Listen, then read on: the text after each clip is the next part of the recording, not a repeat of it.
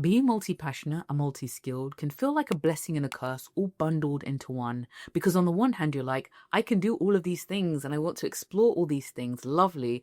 And on the other side, you're like, I can do all these things and I want to explore all these things, but how do I find the time? How do I make this work? How do I balance it with a career? Just spiraling effectively. After years of living this life, learning and talking to others who are on a similar path and also building out tools and resources around this, I have realized that there are some harsh truths about being a multi-passionate, multi-skilled person and trying to move through life in this particular way. But once you actually confront and accept those truths and move in alignment with them, you can see genuine success and fulfillment throughout your life. And that's what I want to get into today. So let's just get into it. The first truth is that whilst the wider world and corporate are actually catching up to the value and importance of people like us, multi-passionate, multi-skilled people, it's still down to you to manage your configuration of skills and advocate for it in the workplace and in business. Last month, the CTO of Amazon, one of the biggest companies in the world, got on stage and spoke about the Renaissance developer. This idea that the future belonged to those who were the polymaths, who had multiple skills, multiple interests, and can bring them together,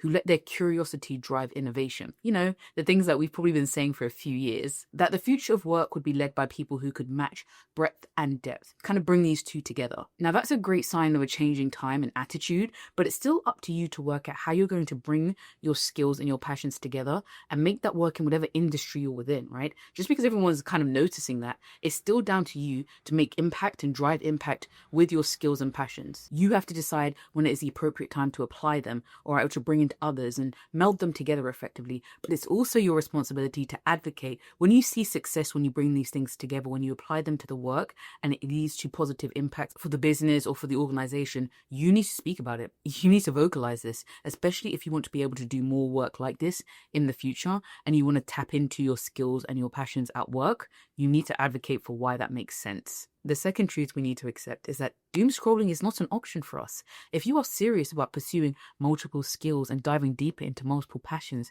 we can't afford to spend 3 hours just scrolling through a platform like TikTok and Instagram and being fed random things by the algorithm that, sure, they may entertain us, but they don't actually enrich or add to the lives that we're trying to create.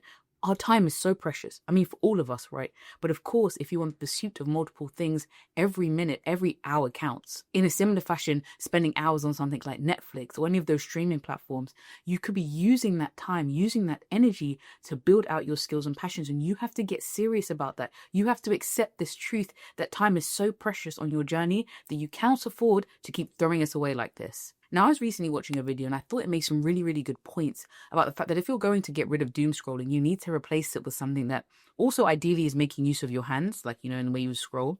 And then you can decide on the level of intensity, although she went for a route that's like, keep it low intensity, low effort. I think that can work, but I've decided that I'm going to replace it with art. So one of my passions and interests is oil painting, and I really want to pursue and get back into that this year. And on Sunday, after watching that video, I was like, this is an incredible point. I'm just going to get my sketchbook out and I'm going to paint. I'm going to paint something kind of low stakes. And it worked. And I'll even show you. So this is actually what I decided to paint. Now, is it a masterpiece that is going to change the world? Probably not. It's in my sketchbook. But the point is that I was able to take that time, right? Those few hours that I spent that day, and instead of doom scrolling or instead of scrolling in general on TikTok or on Instagram, I did that. And that's just another truth. It is what it is. But you decide what you want to do with your time. Don't let me influence you. The next truth is a quick one, but I do need to get it out there. And it's the fact that you don't need to list all of your passions, your skills, your interests every time you meet somebody or somebody says, what it is that you do, or you're even online, right? You don't have to kind of blurt everything out in order to feel like you're showing up as your full authentic self, right? You can list some of them. You can list the ones that matter in that moment and the context in which you're sitting, whether it's a career context, whether it is in a artistic context, whatever the case is, a romantic setting. You don't have to reel off the whole thing in order to feel like, yep, you understand me now. Some things you might never really want to share with anyone, and that's okay. They're for you. They're your deep passions and interests that light you up, and you don't want to share them with the public or with anyone else. And other things you're like, actually, I want you to know this, and I want you to know this now, and that is what I'm going to lean on. The next truth is that being mediocre at a lot of things is unlikely to fulfill you. It's just not. In fact, you're probably just going to feel like you're pouring out a lot of time into things and never really progressing. And that's not really what I think we're going for in this configuration of skills and passions. This is especially true if you're an ambitious, multi-passionate person and you see yourself reaching particular heights, right? Being able to unlock certain doors and opportunities, then you understand that a level of mastery is required in several of these. The polymath, the idea of the polymath is that you are good or an expert or a master of multiple things. You're not just kind of all right in multiple things. You know what I mean? When we think about people of the Renaissance period, like Da Vinci, we don't remember them because they're like, yeah, they were kind of okay at painting.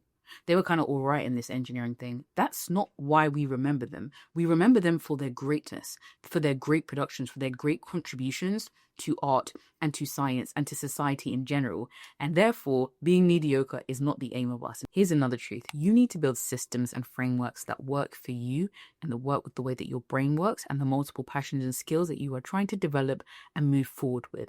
And the reason is because traditional productivity systems do not really cater for the multi-passionate, multi-skilled individual, for the polymath. They don't. They are very much targeted towards people who are on a singular path, which is fine, but it doesn't work if you're trying to squeeze yourself into that system, into that framework. I have built my own system and organizer over years of trial and error, of research, of also learning and taking from engineering principles. So my job is in SRE. I draw on those frameworks, those principles that guide us when we're building things in tech.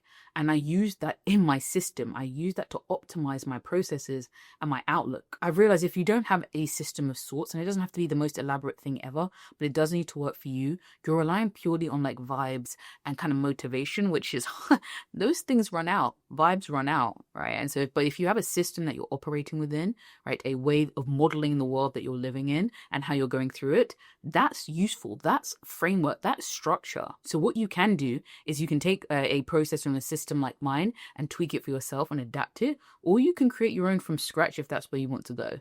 But I will leave the link to my video where I explain my system in a lot more depth. Next is that if you're going to use AI in parts of your processes as it pertains to your skills and interests, you have to see it for the tool it is and not a replacement for you or for deep thinking. That is not what we are trying to do with AI, especially if we still want to develop those key skills and actually get the advantages of being a polymath and a multi-skilled, multi-passionate person. AI can be incredibly useful for eliminating toil. That is activities and tasks that are repetitive that you probably know how to do like in and out, but they're time consuming, and we can offload them or outsource them to AI to do that part of the process and free up our time to do other things as they pertain to the skills and the passions. Again, as we were saying, we can also use it when we're organizing information on ideas, when we're trying to analyze things. It can be very useful as a tool in that capacity. But again, we don't abstract ourselves away enough that we lose sight of what it is that we're working on. We lose sight of the process. We lose sight of the insights and the innovation that happens when we're still close enough to the work. What I'm saying is we should still be actively in the process. The next truth on this list, if you'd like, is that you're going to need to get comfortable with project-based learning, right? This is taking yourself away from the idea of just learning endless theory without any end, without the idea of building anything and working towards an end goal. I speak a lot about project-based learning because it has helped me throughout my life, from when I was learning to program, to when I was learning content creation, to basically oil painting, powerlifting, so many things, right? If you look at things in a project, that is, it has a particular outcome, an endpoint, and you work towards getting that goal, right? Within the confines of the project, it is an incredibly useful way to approach skill building. Now, the reason why this maybe is a little bit of a harsh truth, because we can sit around reading things or like ingesting information and never doing anything with it. And, don't get me wrong, learning for learning's sake can be interesting too. But if you're trying to build a skill with a practical application, you need to take it further. You have to dive into project-based learning. It's the key, and it's the fastest and arguably the more enjoyable way of learning and developing a skill. The next truth is something I speak about a lot, but I just think it's going to get more important in 2026. And it's the fact that if you want to leverage the power of reach and socials, right, in order to achieve your goals as a multi-passionate, multi-skilled person, whether that's career goals, business goals, speaking goals, whatever the case is, then you need to reassess how you're approaching socials and this journey as a whole. Instead of thinking about putting everything out there, every single passion and skill, and instead of on the other side of the spectrum thinking that you have to hyper-specialize, hyper-niche and only talk about one thing, you need to find the happy middle ground. And that's where I talk about my branding formula for multi-passionate people that involves bringing your skills, your passions, your energy and your values together in a unique way so that you can occupy a unique space and bring about thought leadership from that. Thinking about it in the other ways, I think, can stress out multi-passionate people. And that's just the truth. That blueprint doesn't always work for us. We have to craft our own or tap into things like my formula and other people who you see who are multi-passionate, multi-skilled online, who are leveraging it for their benefit effectively. The final kind of harsh truth that I wanted to share is that you may have doubted this path at times, right? Even though you knew deep down that you were a multi-passionate, multi-skilled person, you wanted to live a more renaissance life, you may have still doubted whether this makes sense, but that doesn't mean that you should stop or that you still don't deserve to go down this path.